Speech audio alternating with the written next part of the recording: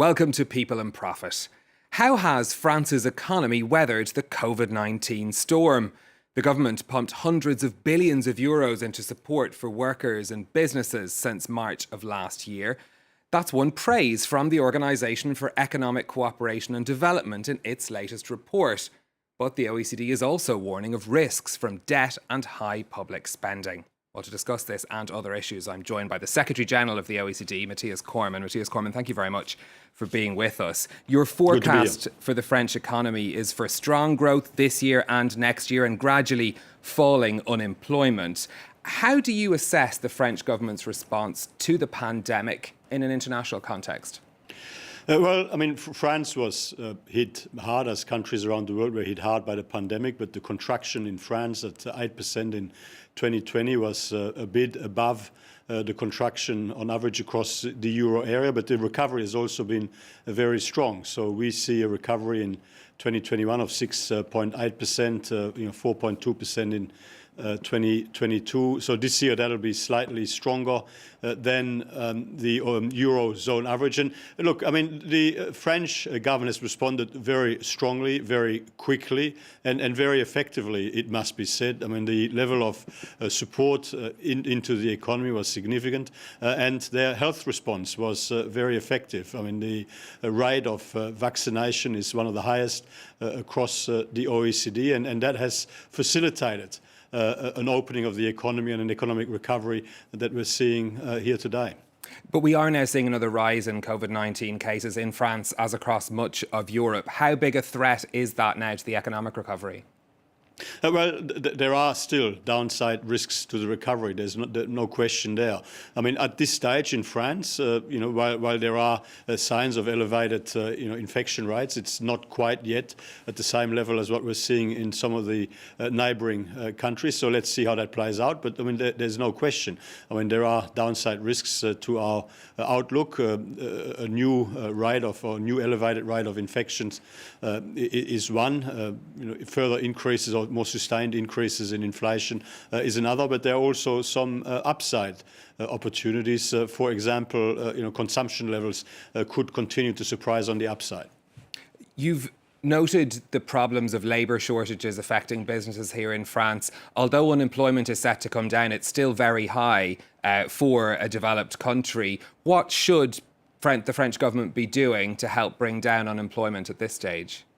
There's a mismatch between skills required in the economy and skills available. And so while there is a comparatively high unemployment rate and a comparatively low rate of employment compared to other countries across Europe and across the OECD, there is a real training and skills development task to ensure that the skills available across the labour market better align with the skills that are required. The OECD says that pension reforms need to go ahead in France. It's been a very controversial topic here. You're a former politician. Do you think that politicians in France should be going ahead with that ahead of an election next year? We're sort of, just gone through a 1 in a 100 year pandemic and a crisis, and we're still, the crisis is not behind us. I think it's, best for elected governments to make judgments on when best to pursue important reforms. But, it is certainly true that the OECD has consistently recommended reform of the pension system here in France. When the government made various proposals in 2019, we welcomed them. We continue to encourage a lifting of the effective pension age to take into account the increases in life expectancy, but also reforms to ensure that older workers are better supported through the transition in new forms of work through appropriate skills development, but also appropriate incentives to business to hire older workers. You've a couple of concerns noted in this report about debt and public spending. The deficit you're predicting next year to remain as high as 5%. Debt is going to be 115% of GDP. Is this the time to worry about issues like that? Well, I mean, not in the not in the short term. I mean, there's certainly, I mean, there was, a clear need for very high crisis level expenditure, and there is, I mean, it would be too early to withdraw, sort of the fiscal support that is still being injected into the economy at this point. But there needs to be a longer-term outlook. I mean, the truth is that spending levels in France were among the highest across the OECD before the crisis hit, we do believe that there is a need to have a medium to long-term outlook, that there needs to be a more multi-year approach to, I guess, the budget forecasting and the budget projections, and there needs to be a longer-term perspective and a longer-term projection when it comes to the debt outlook, something that other economies around the world already do, and we think that that would be sensible for France to have better visibility of the long-term debt trajectory in order to adjust over the medium to long-term that trajectory moving forward. I mean, a real problem that we see, it's not only that there are historically very high levels of expenditure, but we also have question marks around the quality of some of that spend. So there's a capacity to really focus on getting better bang for the buck by having a more rigorous approach to really insisting on better quality expenditure. Given that we're heading into an election year then, is that the biggest economic issue you'd like to see discussed in the campaign? Well, I mean, no. I mean, there's a whole range of things, no doubt, that will be discussed. I mean, we don't get ourselves into, internal pre-electoral conversations of that nature. But, I mean, what we would say in terms of economic reform focus, I mean, clearly this is a moment when significant investment is going into the economy. There's a $134 billion program investing into the strength and the quality of the recovery, and there's great opportunity to ensure that we really do have a successful green and digital transition. I mean, there's opportunities for small and medium-sized businesses in particular to be better equipped to participate and to benefit from the digital transformation. There is a real job to be done in terms of education and skills development, promoting better social mobility and equality of opportunity. In France today, still, the future opportunities for kids is too linked to the family context and the broader social context, rather than, I guess, more objective merit. And there's a lot of reforms that could be pursued there to really get the best out of people and out of the economy. How big a concern is inflation now for France? Well, I mean, look, our assessment remains that, inflationary pressures are certainly there, and we need to remain vigilant and monitor them. But our assessment remains at this point that those inflationary pressures will be temporary. I mean, there are clear reasons for them. We've got, those supply challenges, and the mismatch between supply that's been lagging to catch up with a significant rebound in demand, and of course combined with an energy crisis and significantly increase in elevated energy prices.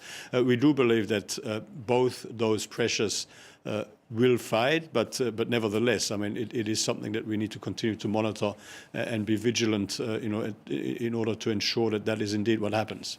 I'd like to turn to another big issue the OECD has been working on. You now have 137 countries signed up to this overhaul of the rules on how big multinational companies are taxed. It'll see, on one hand, profits redistributed for tax purposes to places where companies are making money, and on the other hand, set a minimum international corporate tax rate of 15% for those big companies.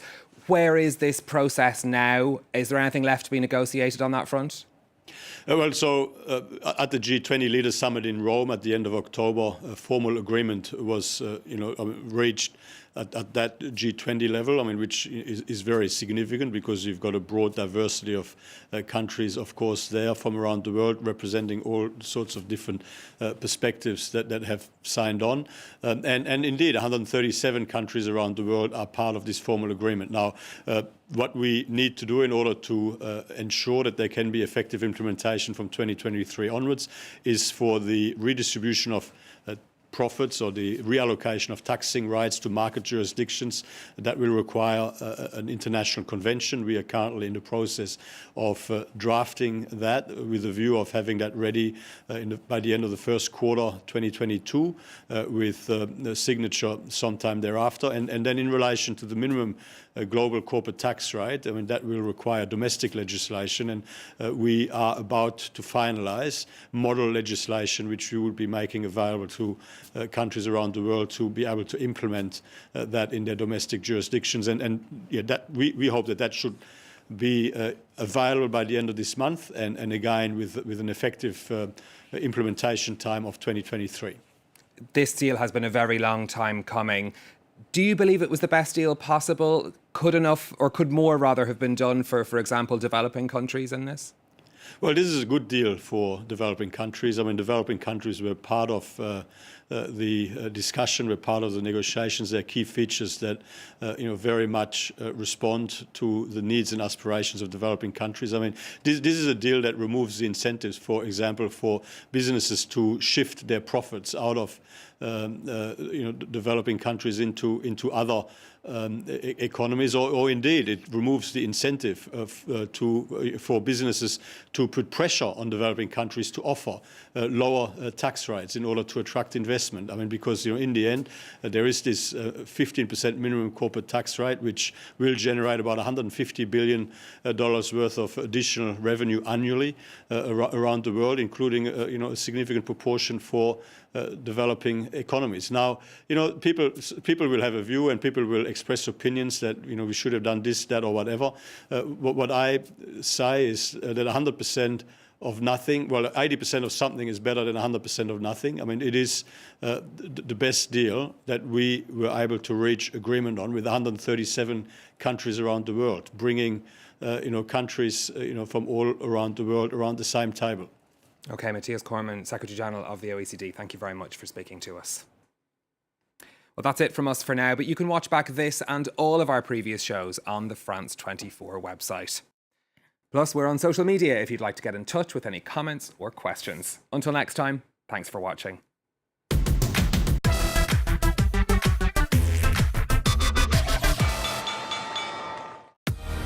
A programme about women who are reshaping our world. We meet those who seek equality, be it in the boardroom or at the village well. The 51% brings you stories from across the globe about the women who are challenging the way we think. The 51%, presented by Annette Young on France 24 and France24.com.